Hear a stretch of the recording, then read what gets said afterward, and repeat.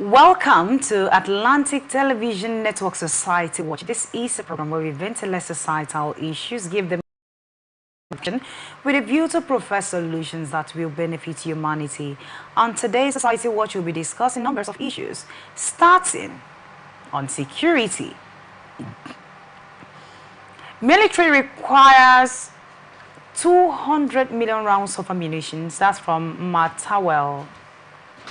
On insecurity, resident doctors threaten strike over colleagues' adoption. On health, foundation supports 2 million HIV carriers.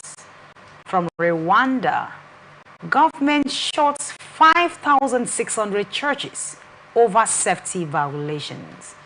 These are the issues we'll be concentrating on today and on all our media platforms, Facebook and YouTube, Atlantic Television, TikTok, Atlantic TV Network 1, X Atlantic TV Net.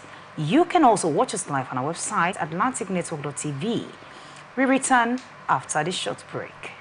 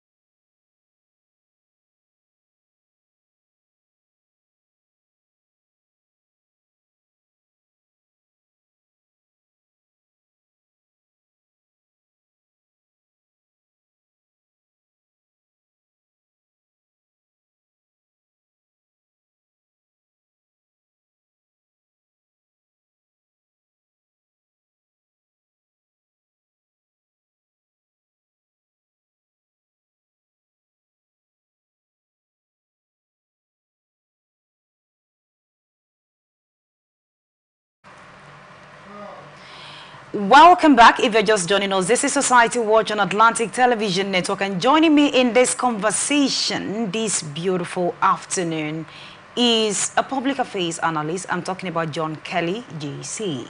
Thank you very much for having me. Good to have I'm you. so delighted to be here today. Yeah, how is the United States of Nigeria? Well, I don't know what to say, but I would just say we are moving. You're moving forward, forward ever. We are moving. All right, welcome. Let's look at the first story for today on security. Minister of State for Defense Bello Matawel announced that Nigeria's army force require 200 million rounds of ammunition annually, costing the government at least $2 per round. They criticized past governments for failing to achieve self-sufficiency in defense production that assured that under the current government, the Defense Industries Corporation of Nigeria would begin exporting military equipment before the end of the president's first term. The Memorandum of Understanding was signed between the Ministry of Defense, DISCON, and the National Agency for Science and Engineering to establish an ammunition production factory in Nigeria. NASIN's Executive Vice Chairman, Kashili Haliu, emphasized the importance of self-reliance in military hardware production, while Minister of Steel Development, Shuaibu Adudu, highlighted the potential of the Ajokuta steel plant to support the military industrial complex. All right, John Kelly, the Matawel said that for security to be stable, for there to be a stable security in Nigeria, that what we need is about, not just not we, what the security agencies need to be able to fight insecurity in our country is about 200 million ammunition. And one ammunition is $2. Do you understand? Yeah. And to sum up all of those, we are talking about $400 billion. Did I call that again? Yeah. To sum all of these, because they're talking about exporting and not what is done in our country, is $400 billion to be able annually, that is in a year, that is what will be spent. Yeah, well, we are not actually saying that this is much or this is not too much. But we know that a senator, that is Senator Somalia Kawu of the Kano, of course, NMPP's Kano, of course, he said that once they go home in a month, what they go home with in a month, that's their monthly, I don't know whether it's salary or I don't know what it is, but the money he mentioned... It's not salary, it's allowance. Okay, that's allowance. Yeah, part of the allowance. What he mentioned is 21 million. And we have about 109 senators. So if 109 senators are going home with 21 million in a month, we are talking about almost 3 plus something billion. Over 3 billion. So do you think that this is too much to ask?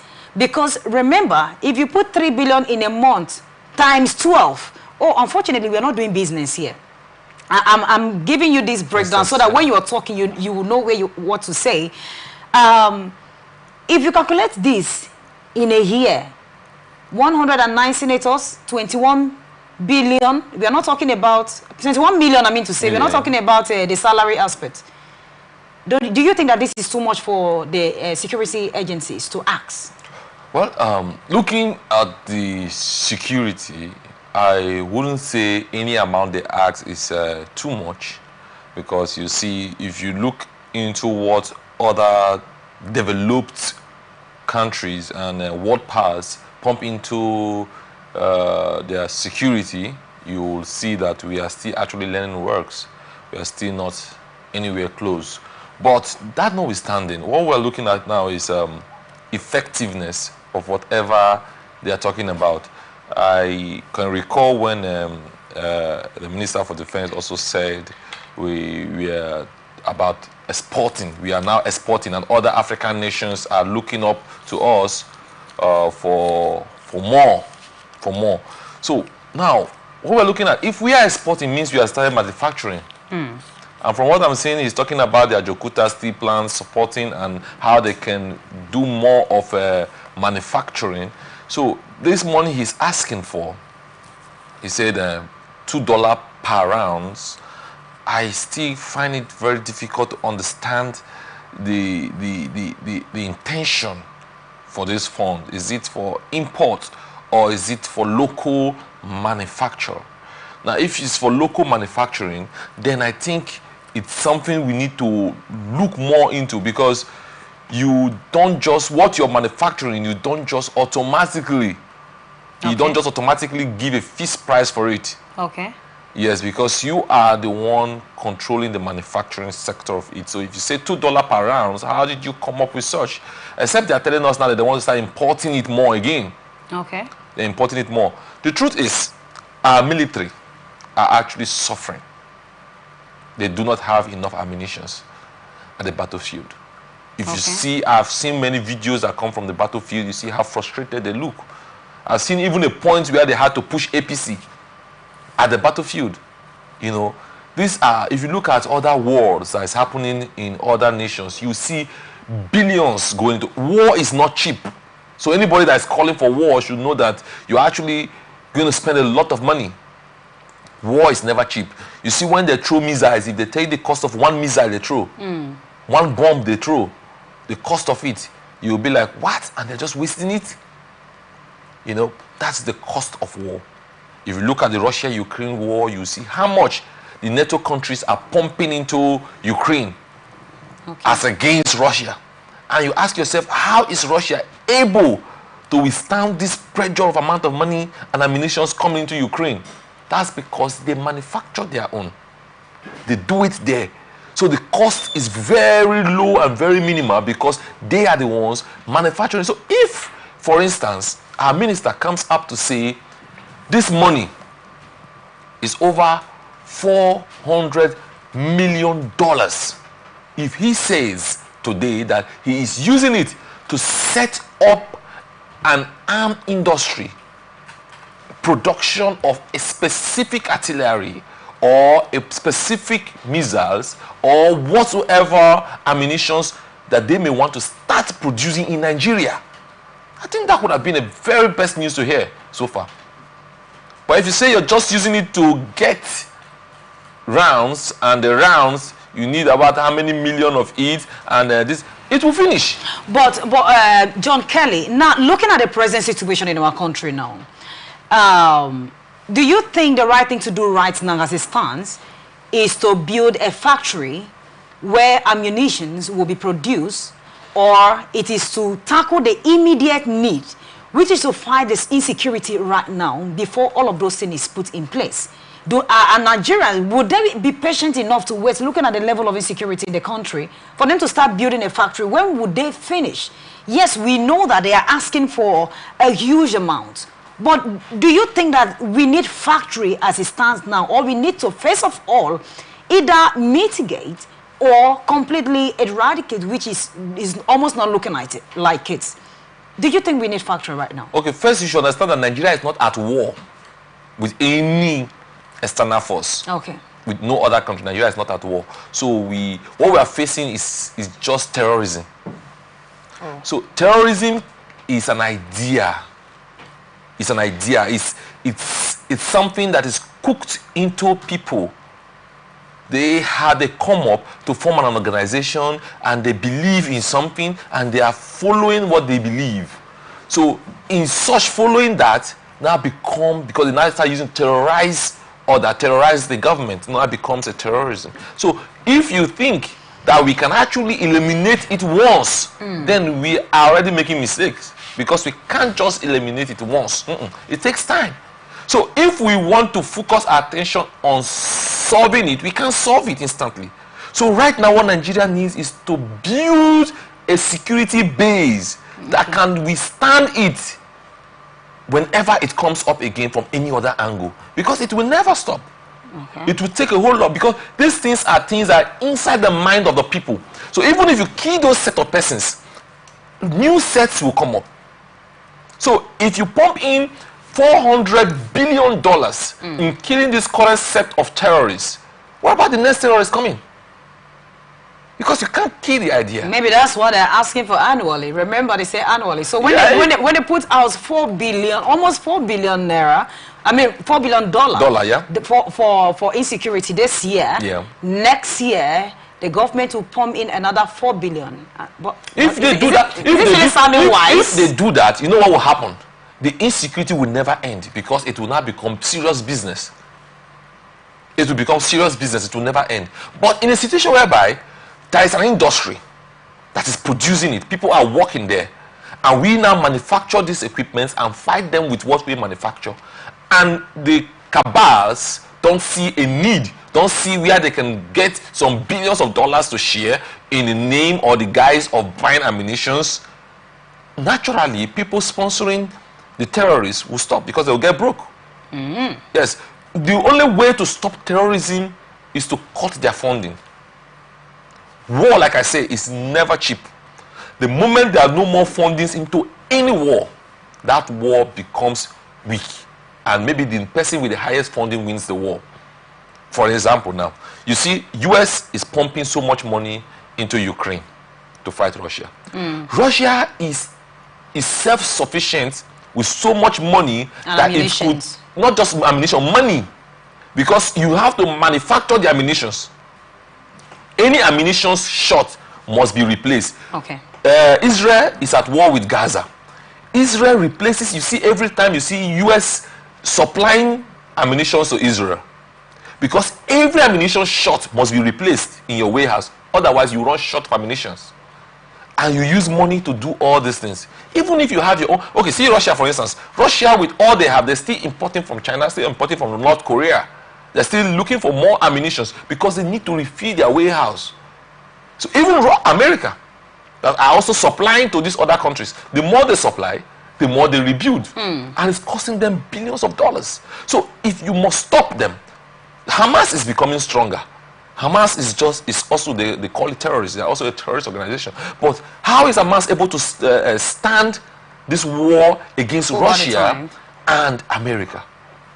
In disguise. America is in disguise, because America have come out openly to say we are with Russia no matter what happens. But if you look at it, you see that they are accusing countries like Iran and some Arabic nations which are funding Hamas and Hezbollah to fight this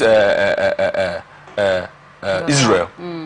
So the moment they are able to cut that funding, Hamas will not be able to stand against them. So if Nigeria wants to win the war against terrorism, the first is, let's stop the business that is going on within the war. That business, stop it. This is what Donald Trump has said he's going to stop with Ukraine and Russia war. Say he will stop funding Ukraine.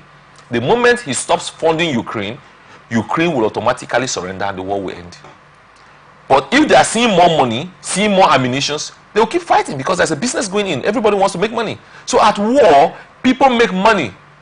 So if Nigeria wants to win the war against terrorism, and at this time, what we need now is to be self-sufficient in our ammunitions and be self-reliant on our ammunitions. Let's produce what we use in fighting the terrorists from here, so that governments will no more pump in billions into the war. To export. Yes, to import from any other country. If government does not import, trust me, if they're talking about 100 million ammunitions, if 200 million, comes into Nigeria, I doubt if 200 will get to the military. Don't be surprised that 500,000 may cut off from the road and then go to the terrorists. Don't be surprised that could happen, because the war needs to go on, so that since an annual income, the war needs to go on, so the money will keep coming in. So I think what we should be looking at now is to set up a factory that can produce our ammunitions. So for you, this is not a good idea? No. The idea of importing ammunitions right now to fight terrorism that is in between, this is a guerrilla war, to fight terrorism that are in between with you, is not a welcome idea. Welcome idea. Yes, because for how long are we going to be importing? All right, and then the next story, Nigerian Association of Resident Doctors has threatened a nationwide strike if their colleague, Dr. Janiat Popola, adopted on December 27, 2023, is not released by August 26. Dr. Popola, a registrar at the National Eye Center in Kaduna, remained in captivity alongside her nephew while her husband was released in March. NAD President Dr. Dele Abdullahi expressed frustration over the government's inaction despite numerous appeals to security agencies and government officials.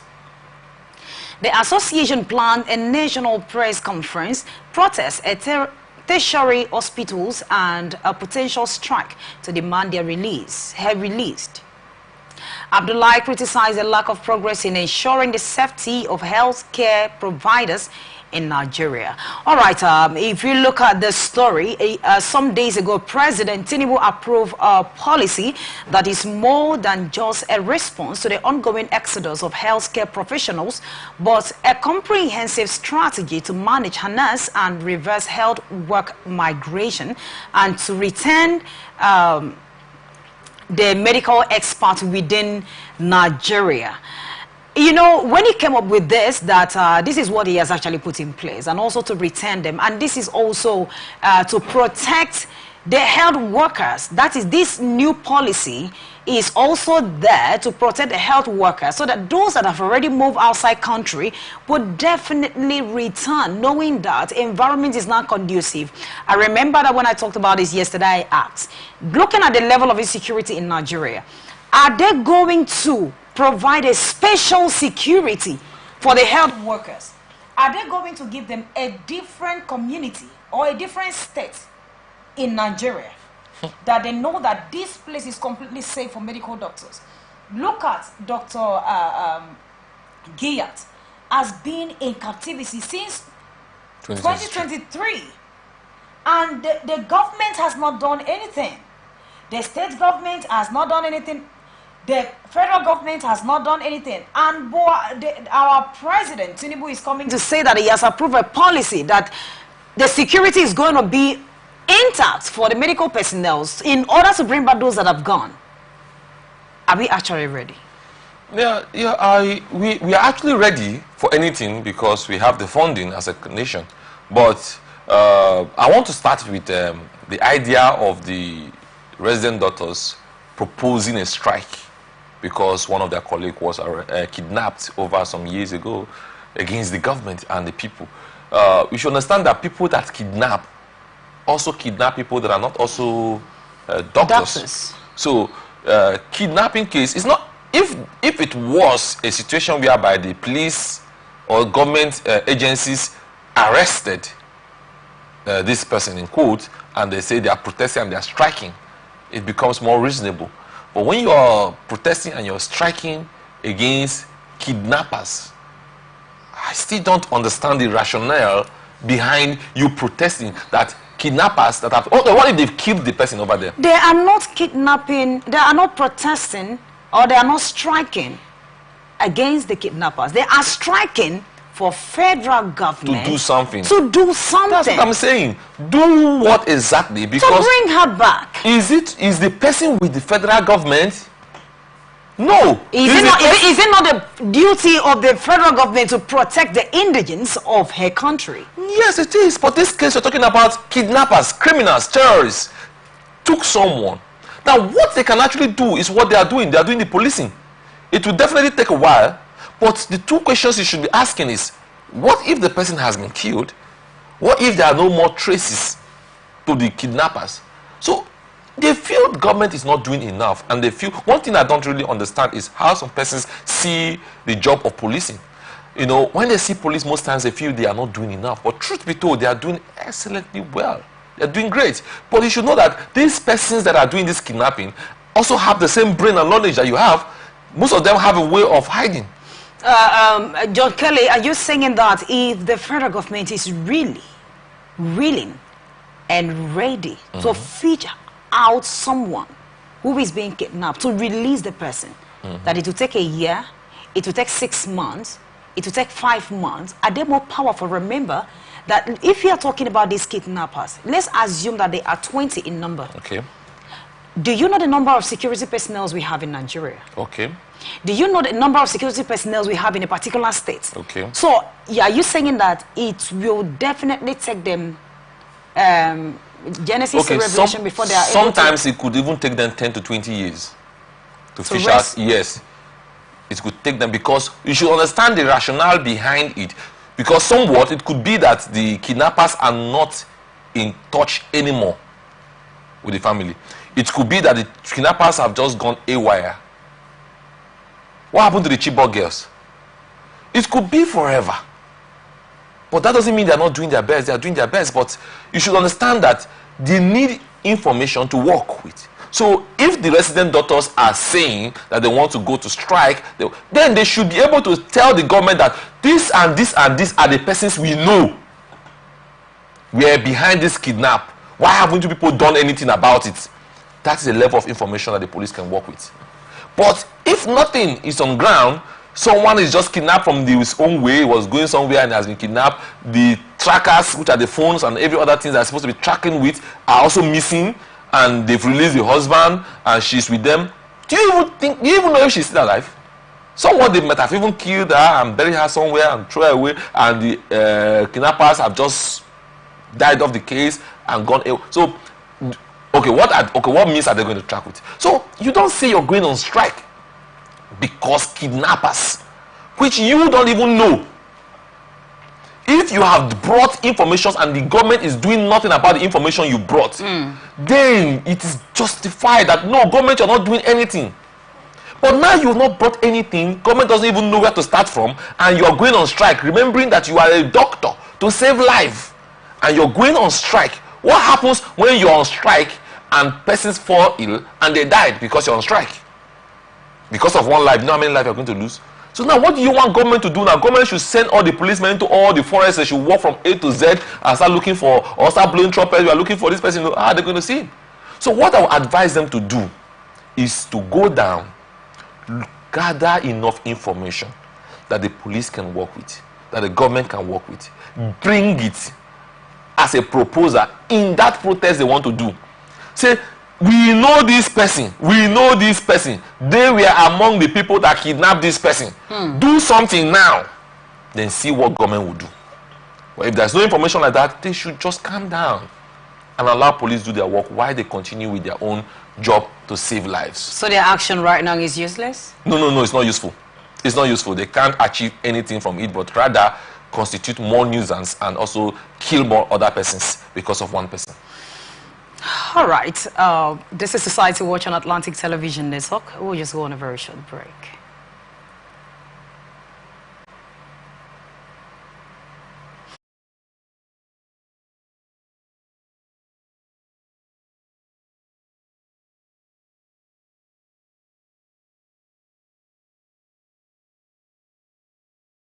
Welcome back. If you're just joining us, this is Society Watch on Atlantic Television Network, and now the rest of our stories on health. The AIDS Healthcare Foundation has provided HIV/AIDS care to over 2 million people globally, a milestone celebrated at an event in Abuja. Nigerian's country director, Dr. Echi Ejeze, highlighted the AHF began in Nigeria in 2011 with no patients, but now supported 29,000 people across various states, including remote areas. AHF leverage innovative healthcare models to provide comprehensive care, treatment, and prevention services. Government and health officials praise AHF's effort, with the Federal Ministry of Health affirming its commitment to improving health outcomes. The national coordinator of the network of people living with HIV/AIDS in Nigeria, Abdullah-Dik Ibrahim, and whose Oluwafunke Odukade emphasized the importance of continued collaboration to ensure optimal care and further progress in the fight against HIV/AIDS. Wow. John Kelly. Yeah. They said they provided help, support to people living with HIV, over 2 million. That's those people. Those are the people they can actually help. They can reach. Yeah. That means there are more than 2 million living in Nigeria. Yeah. HIV. Yeah. How? HIV is just it's too. You may see someone and you don't know the person has HIV. That's one truth. And the person doesn't know that he or she has it. Most people don't know. Most people don't know. Could it be through birth? No, there are many ways of transmitting it. So it could be through birth, it could be through breastfeeding, it could be through blood transfusion or sharp objects use, or even sexual intercourse and the rest of them. So there are too many ways one can contract it. Even a virgin can actually contract it and not even know. So most people only target to the sexual part of it because that is even the highest rate of getting it. The highest. Yes, but that isn't the highest. It's not just the only way of getting it. So if they're actually doing... When I saw this story, I remember someday I was... Not just once, multiple times I drove through River State streets. So I usually hear these herbal people. Yeah, when they do their advert and they will be like... HIV is with a cure here, you know, and HIV is a cure. They start explaining things about HIV is and how they cure HIV is. And then when I saw this news, I was like, God, each time I pass, I listen to this, I was like, don't government see these people? They advertise it in the market, open market, the oil mill market. So this advert is well open with a loudspeaker. Every day they're telling you that they're curing HIV AIDS there. Every day. If you go there even today now, I think they're also saying it. And they're curing HIV AIDS. And we still have up to 2 million. And we have up to 2 million and they've not cured them. So, government, what efforts are you doing to the people that claim they have things in quote? What efforts are you doing? Why not go to those people and say, come, what are the knowledge you have towards these things? Because truth be told, HIV/AIDS patients are so much. There's so much. I'm a bit worried because I remember that the Holy Bible says, "Go and dominate, produce." Yeah. And I am a child now. Tomorrow I will grow up, and then I will marry, and have my family and produce. Is it that if I'm having 6 children, I'm producing 6 HIV? Yeah, if you are the carrier of HIV. If you are a HIV patient, anybody that is a HIV patient, there are many therapies and there are many medications they go through. And then I think there was a period where research was also made, and it was also made known that a HIV patient can actually give birth to a non-HIV patient child. Okay. Yes, I think I came across such research and such work. But that will be very expensive anyways. But I think government is putting in so much in support for the HIV patients. Like, for instance... Okay, wait, before you proceed. I remember that before, just a few minutes ago, you asked a question, what is the government doing to help these people living with HIV? Yes. And now you are saying government is putting in so much. Yes, yes. That means the government is actually doing something. No. You see, there are things you do in solving a problem and there are things you do in supporting those in that problem. If they are supporting, are they not helping? Are they not solving the problem? No, you're not completely solving. What I said is, there are people who come to claim that they can solve HIV/AIDS problem. Okay. Now, government agencies pass through those places, and I believe most of them even have NAFDAC numbers because they are herbals. So I think before they could have a loudspeaker, they have NAFDAC numbers. So they have also shown NAFDAC how they could actually cure HIV/AIDS. So why don't government empower them in such a way that they can manufacture and mass produce these medicines that they have to solving the problem? Oh. Now, is government doing enough for solving the problem? Because remember, if we solve this problem, we would become the epicenter of the solution to it. The whole world will come to Nigeria for help. And then we'll start exporting this product to the entire world, which makes us, our GDP will grow because they will come to buy in Naira. Now, that notwithstanding, that is by the way, government isn't doing enough in solving the problem. But what government is doing, they are doing enough in supporting those living with it. Because I know very well, if you go to government hospitals like the teaching hospitals and the rest of them, there are sections for HIV/AIDS patients. We are professionals free. When I mean free, it's free. free sections. Professionals come, they educate them, they even give them drugs, they give them certain things.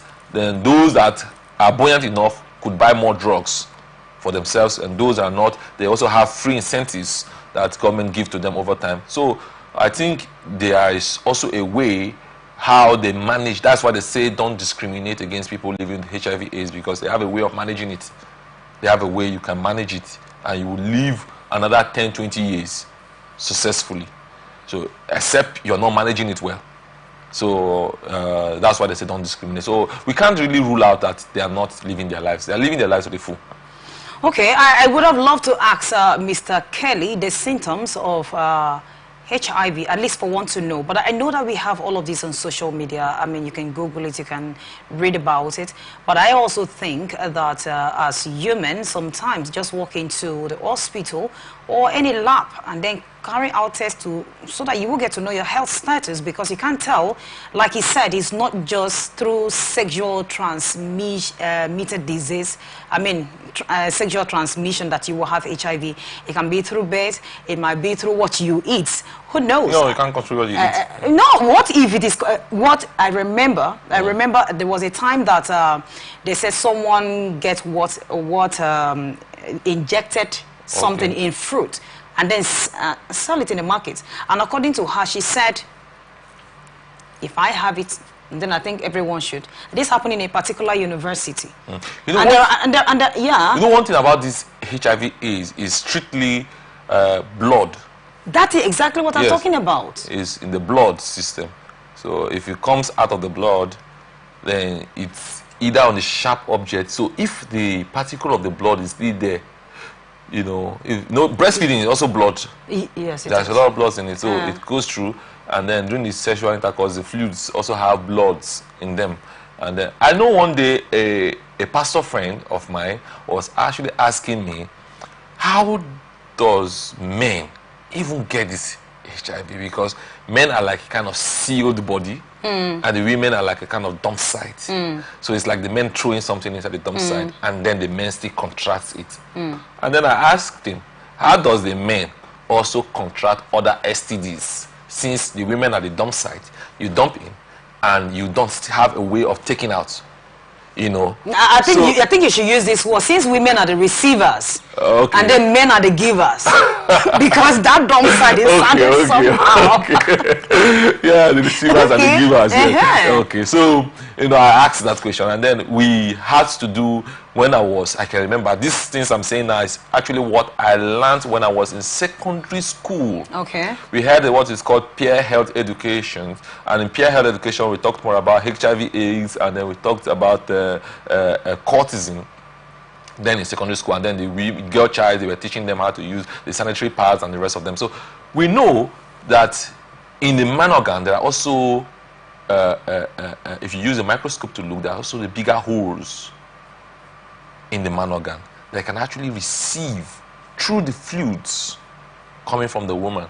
Okay. Because she gets wet, and then the fluids comes out. So that fluids also have the particle of her blood in it. Now when the particle of that blood comes into your system, it goes straight, like the cap, they call it the cap. The cap of every man's organ has larger holes, large holes, very big.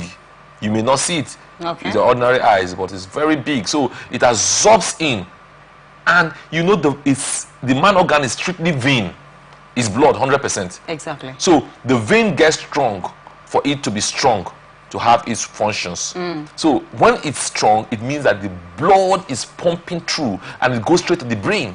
So whatever happens to it, whatever comes in contact with it, goes straight to the brain, and then it pumps throughout the blood streams. I hope they will learn today. Yes. Now you've heard it. It actually goes. So before you give, go and check yourself, and before you also receive, go and check yourself. But we also said that it's not just through this means. There are so many ways that this can happen. Some innocent ones are living with it without knowing. But I think, according to Kelly, it is free in the hospital. So you can go there and just get yourself checked up. I mean, it will cost you nothing. And even if it happened like that, even if it will cost you something, I mean, it's not going to be much. All right, and the last story for today. Rwanda government, led by President Paul Kagame shut down over 5,600 churches, including 100 CAF's churches, due to non-compliance with safety and health regulations. They cracked down part of the nationwide protest by the Rwanda government's governance board, targeted churches lacking basic infrastructure, hygiene, and legal authorization. The government aimed to ensure worship environments are safe, organized, and not hazardous. A 2018 law requires churches to meet safety standard and mandate theological training for preachers.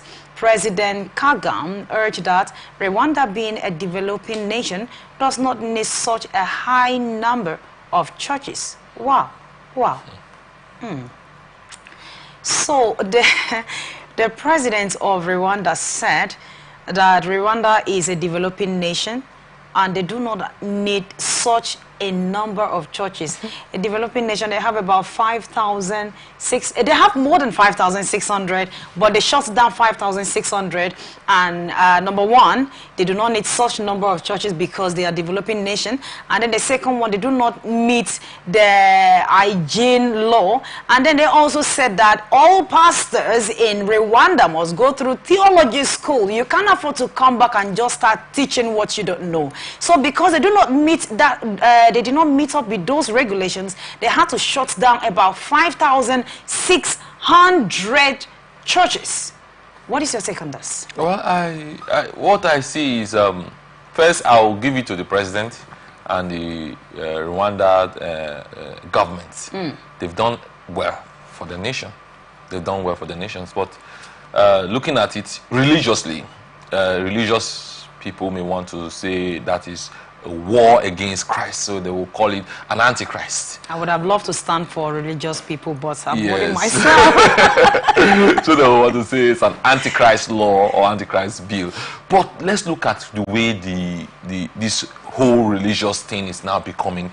It's really taking a different toll from the way Christ preached it. Everybody now see these religious activities as a way of making money.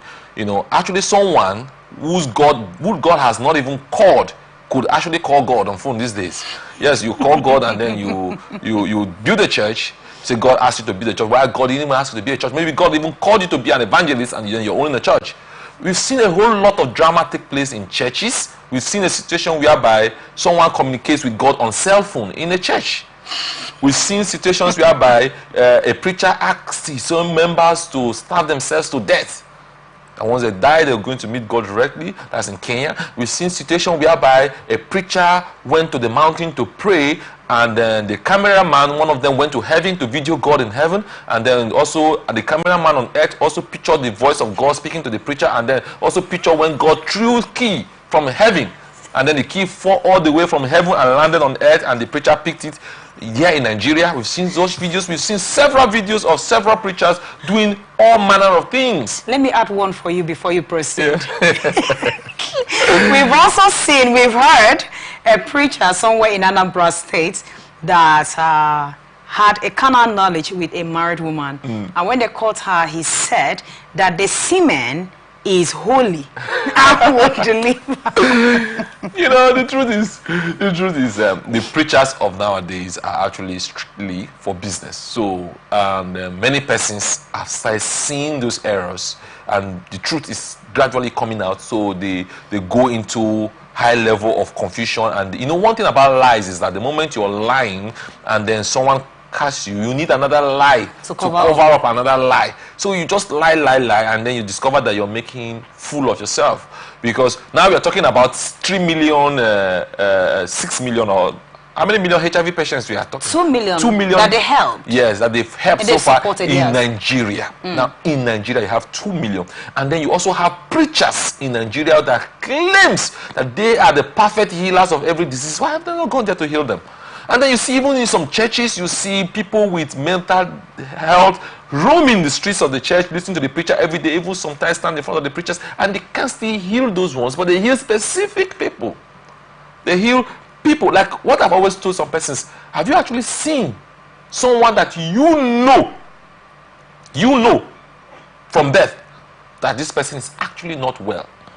and not like not malaria sickness or maybe disabled or so, and then the person is completely healed, because I have not seen. No, I have seen. Okay, yeah, you might have seen, but I have not seen. Maybe it's because those people do not have faith. No, not just faith. What I mean entirely is I have known too many persons. I've known too many persons that are not normal, that have been going from church to church, and I've not seen them being healed. But that not mean that God does not heal, because I have seen God heal. I've been a part of a prayer team that have actually healed someone. Was it in a church? That wasn't a church. That was a personal prayer team. The leader of our prayer squad then, his younger brother was mentally healed. But it was in the gathering of believers. Yes. That is a church. Now what I'm trying to say in a nutshell is the way we present these churches these days, and the way everybody now becomes a pastor, and the way they make themselves God to their members is so worrisome. All right, so the thing here is the Rwanda president succeeded in shutting down buildings. Yes. And not churches. That's the truth. That's the truth. Because the church is you and I. And he said something that, I mean, Kelly seems to be very comfortable with that. I don't know if I am too. He said for all the buildings, okay, let's call it church. For all the churches that they realize the pastor in question has not gone through theology school, is not qualified to run. Do you think they should bring that to Nigeria? You think it will help? It will go a long way? All right. Well, this is we'll draw the curtain for today. I don't want us to keep going over and over again until tomorrow. Thank you so much, John Kelly. Thank you very much for having me. I'm so delighted to be here. It was beautiful having you here. Yeah, thank God. Thank you, our viewers. Wow, it was an amazing moment today, and I hope you had a swell time. If you miss out on any of those stories, you can join us on all our media platforms. But before then, remember that I am your host, Immaculata Irikana. You can join us on Facebook and YouTube, Atlantic Television Network, Instagram and TikTok, Atlantic TV Network 1, X Atlantic TV Net. You can also watch us live on our website, atlanticnetwork.tv. Remember that peace and unity are the pathways to progress. Good afternoon. Hey!